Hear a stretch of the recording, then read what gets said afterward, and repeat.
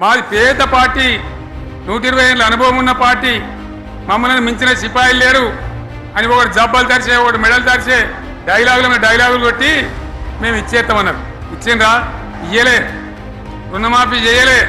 మధ్యలో parliament election వచ్చినాయి. అప్పుడు నాకు కాలు ఇరిగింది, మెంటుకుంటున్నాం. మళ్ళీ నేను బయలుదేరిన. ఆ దెబ్బకి ఏం చేసిండ్రు? తెలంగాణలో ఎన్ని దేవుళ్ళు ఉన్నాయో అన్ని దేవుళ్ళ మీద ఒట్లు పెట్టుకున్నారు. పెట్టిండ్రా? బహిరంగ సభలలో ఆడిడ కూడా కాదు. ఇన్ని మాటలు చెప్పి ప్రజల్ని ఏమార్చింది. ఒక ఉచిత బస్ అని పెడితే అది జుట్టు పట్టుకొని కొట్టుకుందానికి మనకత్తని తప్ప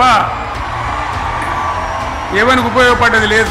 ఆ మహిళలే అంటారు మాకు ఎందుకయ్యా ఉచిత బస్, దరిద్రం, మాకు అవసరమే లేదు అంటారు. అటువంటి ఒక్క పథకం పెట్టి ఇక ఇప్పుడు మళ్ళీ పెద్ద నోరు పెట్టుకొని వాళ్ళే మాట్లాడతారు.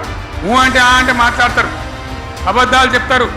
మాట్లాడితే బీఆర్ఎస్ వాళ్ళ మీద నింద, మాట్లాడితే కేసీఆర్ మీద నింద. ఇది ఒక అలవాటు చేసుకొని ఎవరికి నోరుంటే వాంతే లెక్క అనే పద్ధతిలో అడ్డమైన మాటలు